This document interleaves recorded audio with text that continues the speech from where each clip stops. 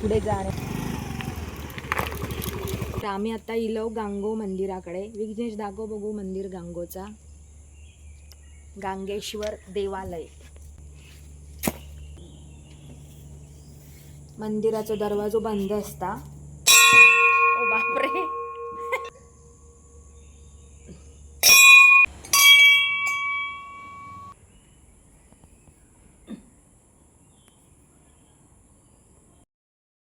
चल विघ्नेश.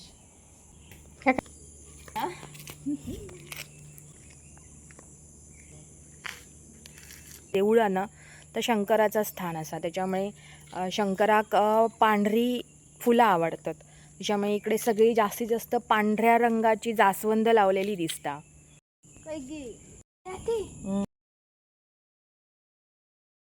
पांढरी जास्वंद.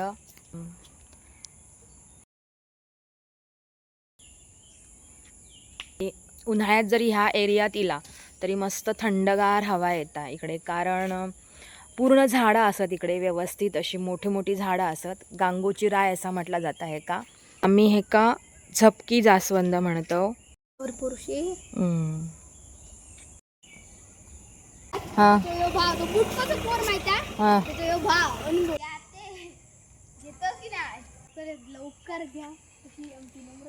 तर ह्या आमचा देऊळ किती छान दिसता बघा. मस्त निसर्गाच्या सानिध्यात सुंदर असा आमचा ह्या देऊळ दिसता. आणि ह्यो एरिया ना म्हाका भरपूर आवडता. लहान असल्यापासून आम्ही इकडून जायचो यायचो, म्हणजे मी आणि माझी आजी. छान वाटतं इकडे इल्यानंतर. बघा संपूर्ण आजूबाजू कसा एकदम सगळी हिरवळ सुंदर. फक्त रस्तो तेवढं काळो दिसता, बाकी पूर्ण असं एकदम हिरवळ सुंदर, एकदम छान वाटतं या ठिकाणी. हे आमचा देऊळ.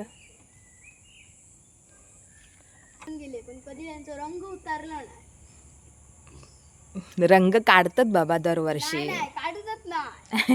आणि हे ठोंबे नाही म्हणत, खांब म्हणतात.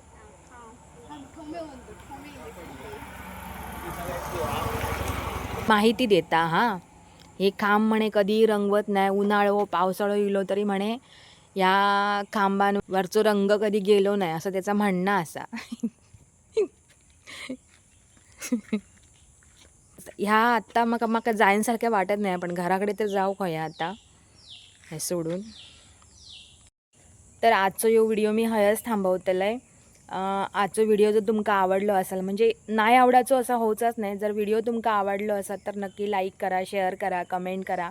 आणि हा फॉलो करूक मात्र विसरा नको. माझ्यासोबत असोच बऱ्याच वेळा आता विघ्नेश असतात शाळा सुरू होईपर्यंत. ह्या देऊळ असाना गांगोचा, तर सगळ्यांच्यापर्यंत पोचा देत आणि सगळ्यांका त्याचे आशीर्वाद पण मिळान देत, असं माझं म्हणणं असं. आणि सगळ्यांनी सुखी राहा, आनंदी राहा, खूप खुश राहा. Bye bye, take care.